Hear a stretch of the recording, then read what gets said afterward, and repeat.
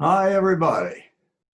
This is Tom here with lectionary stuff. And also, Amelia, also here with lectionary stuff. And our story today, follows on the heels of last week's story, where Jesus asked his disciples a very important question: who do people say that I am? And Peter gave the stellar answer: you are the Messiah, and was very affirmed by Jesus. Well, this week, Jesus again addresses, the disciples, and Peter gives an absolutely wrong answer response, and gets him, and Jesus lets him know it was not a good response. So Tom's going to tell us the story, and then we'll talk about it. all right. This is the story. From that time on, Jesus began to show his disciples that he must go to Jerusalem and undergo great suffering at the hands of the elders and the chief priests and the scribes, and be killed, and on the third day to be raised. And Peter took him aside and began to rebuke him and said, "God forbid this, Lord. This must never happen to you." And Jesus said, turning to Peter, "Get behind me, Satan. You are a stumbling block to me. For you are not setting your mind on divine things, but on human things." And then he said to his disciples, "If anyone wants to come after me, let them deny themselves, take up their cross, and follow me. For whoever wants to save their life will lose it. But whoever loses their life for my sake will find it. Well, what does it gain anyone to gain the whole world and lose their life? What can anyone give in exchange for their life? The Son of Man is to come with his holy angels and in the glory of his Father, and he will repay everyone for what has been done. And truly I say to you, there are some standing here now who will not taste death until they see the Son of Man coming in his kingdom." Okay, thank you, Tom. This story is from the Gospel of Matthew, from the 16th chapter. And so before we get to what's going on between Peter and Jesus, talk a little bit, if you would, Tom, about what this story would have meant to the original audiences, those who heard Matthew tell it. Well, the basic thing is that this is a major reversal of expectations. So the expectations of the Messiah were that the Messiah would organize an army, would defeat the enemies of Israel, and establish the kingdom of Israel. And so this prophecy of the Messiah being killed and raised, and that this would happen and be recommended as a way of life to this is a completely reversal of any expectation in relation to the Messiah and what people would have expected that a Messiah would do, and what would be the signs that he was really the Messiah. And so as soon as Peter says this, Jesus sets himself to change the expectations and to reverse that in a different way. Is there a way in which then Peter is reflecting how Matthew's audiences would have responded? I mean, is that why he's so offended? Yes. Yes. It's a complete different thing. And also, it reflects his affection for his teacher. And so that is used that in Greek, he'll, God forbid this is the way that it's translated. But I looked this up. I anticipated that you'd ask about this. And so I looked up the uses of this. And another translation is, may God in his mercy spare you this.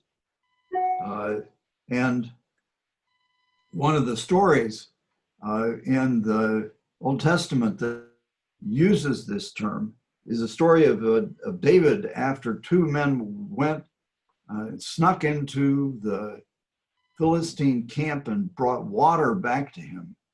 And they gave it to him, and he said, may God forbid that I would drink this water. And so he will not drink. Another one is Joab was besieging a city and was going to destroy it. And a woman called to him and asked him why he was this city that was part of David's heritage. And why did he want to do this? And he said, God forbid that, far be it from me that I would do anything like this. So this is Peter's highly intense, God forbid it, Lord. And he actually rebukes Jesus. So Yes. I want to talk about that word rebuke. I've come across it in some other biblical stories, and you got to thinking about it, and I wasn't totally sure what that meant. I had a feeling for it, and then I realized that I don't think I've ever actually heard that used in any context other than a biblical one. So just if you would, talk to us a little bit about the meaning of rebuke in the scriptures. Yeah. Well, another instance of this word in Matthew is in the stilling of the storm. And Jesus stood up and rebuked the wind and the sea. Other instance is that the disciples were forbidding the people from bringing children to him, and it's translated there, prevented. But the word implies that they rebuked those who were trying to bring children, and that was part of the. And so this is a strong word that is the strongest, incitement to, be quiet, to stop it.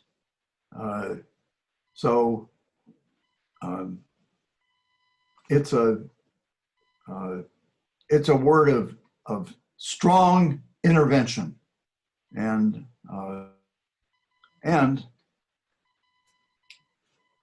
rebuke. Yeah. Right.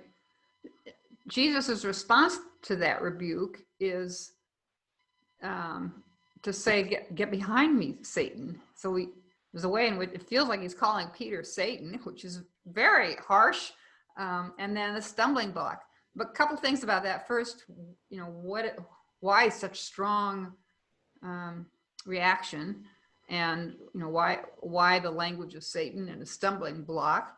But also, I noticed in your telling, your voice got a little soft, almost like you weren't talking exactly to Peter, but maybe you were, like Jesus was sensing something else going on here, almost like he was speaking to Satan. I don't know if that was in your intent in the telling, but That's Yeah, I think so.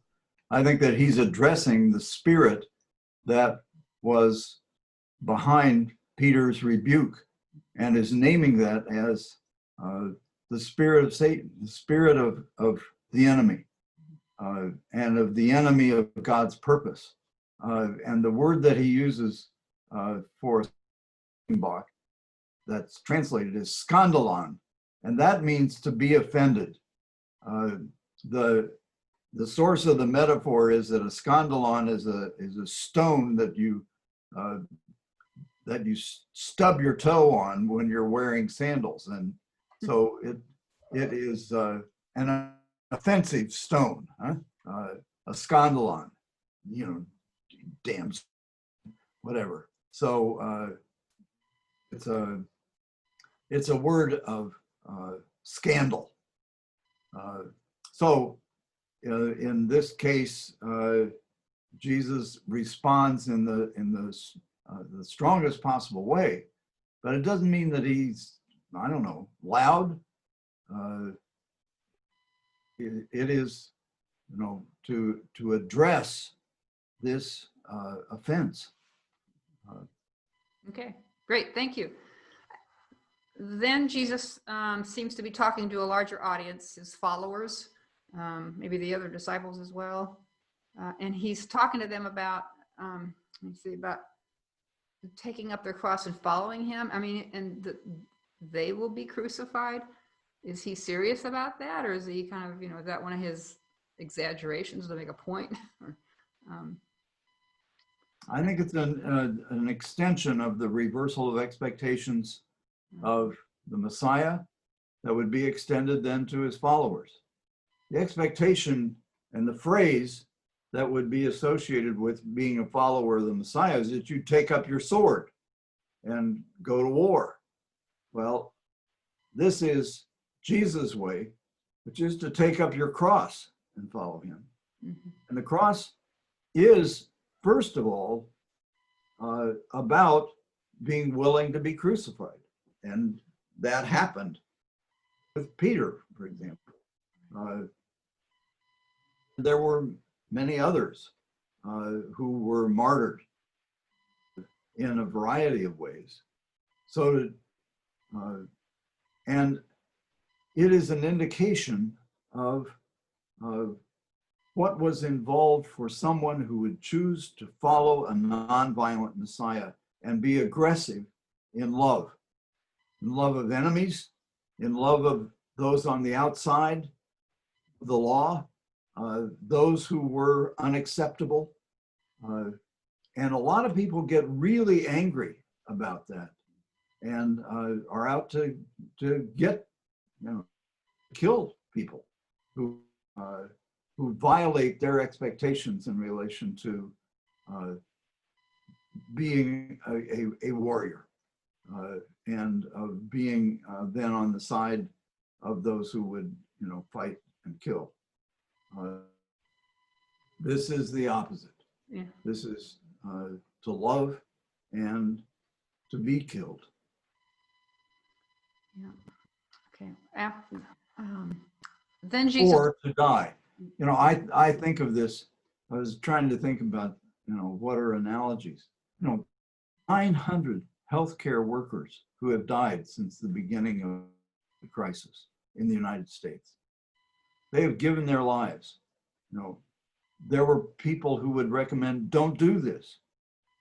They took up their cross and followed, knowing the possible consequences, and then they suffered those consequences.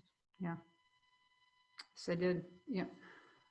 What you're saying also about people getting angry at Jesus's call to love your enemy, love those who are marginalized, just reminds me of a conversation we had a few days ago with a friend about the death penalty.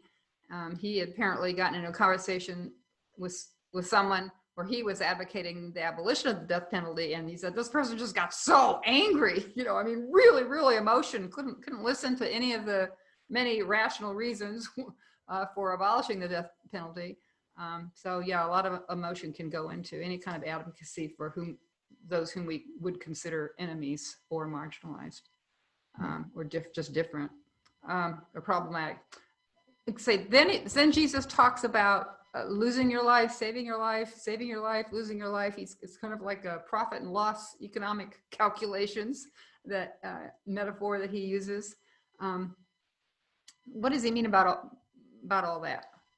Yeah, well, it is interesting that he uses economic language. It's the language of profit and loss.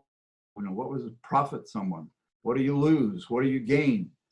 And it addresses calculations that people would make in relation to their life and what it's worth and what would they do with it. And what he's promising is that those who lose their life for my sake, that is for the sake of the kingdom of God, will find it, that they'll find meaning, hope, power in that.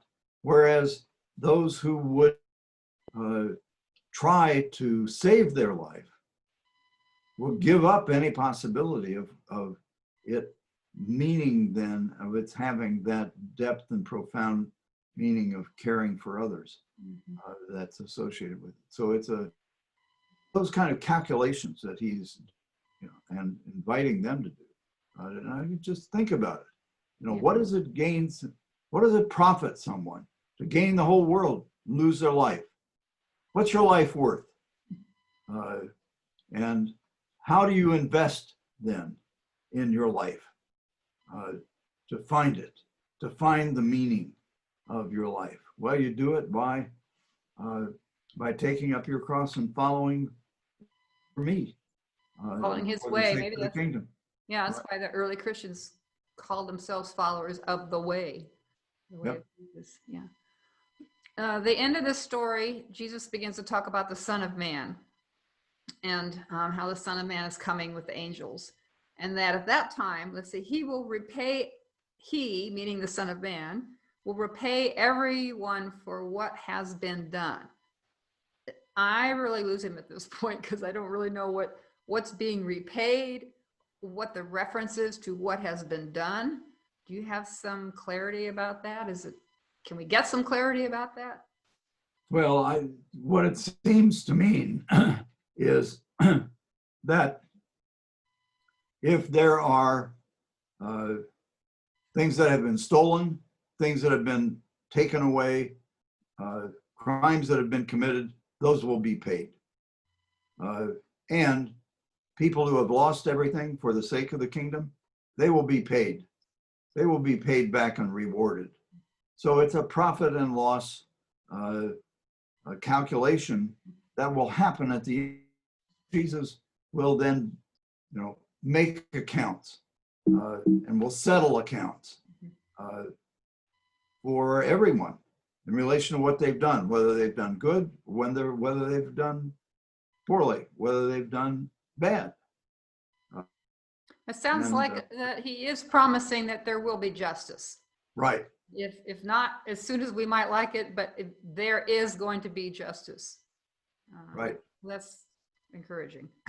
Even though we might want it sooner rather than later. But that kind of leads into, at least Jesus seemed to think, or maybe it was Matthew thought, that this was going to happen, before all that long. Because he says, there are some standing here who will not taste death before the coming of the kingdom of God, or before they see the Son of Man coming into his kingdom. Are we supposed to take that literally? Because it doesn't seem that happened within the lifetime of the audience of Jesus, or even of Matthew. Depends on two things. One is, what does it mean, him coming in his kingdom? And one of the possibilities is that at his resurrection, that there was an establishment of his kingdom. That's a possible meaning. Probably, what he was referring to, and that sometimes is taken literally. And if it's taken literally, then it did, it wasn't true. One of the things that is, one of the lines of those who are trying to understand this is that everybody who has predicted the end of the world and that it's going to come on a particular date, everyone has been wrong about that. And so in this case, there's the possibility that Jesus was just simply was wrong. But I think that's probably what the meaning of this was. It's rather that there is an expectation that this kingdom, this new government that Jesus will establish in the world will happen, and that it's a spiritual government that is not necessarily recognized as being the transformation thing. That his power, that the power of his kingdom will be established soon, and that we can live in that context of not only expectation but confidence that that the power of Jesus' kingdom and of his ways of intervening will be victorious. Yeah. Well, I guess that my hope, prayer for everybody this week is that they can see the ways in which Jesus's kingdom of justice has arrived, and the ways in which it clearly has not, but be confident that that is the direction in which Jesus would lead us to work, and that, in fact, that's the reality, that's the real thing. That what we see that is not just and is not the real thing. I don't know. Do you have any other ways to perhaps consider this passage this week? Well, I think the important thing is that there are signs of the kingdom. There are signs of the in relation to justice, in relation to the healing of people who are sick. There is the sign of the love of enemies and of reaching out across whatever boundaries separate people. So the marks of the kingdom of God, the mark of the Son of Man coming in his kingdom, those are things that we can identify now. And those are signs of the presence of this new government. Okay, great. Okay, well, that's what we have for you this week. God bless you all. Take care. Stay safe. Yeah, have a great week.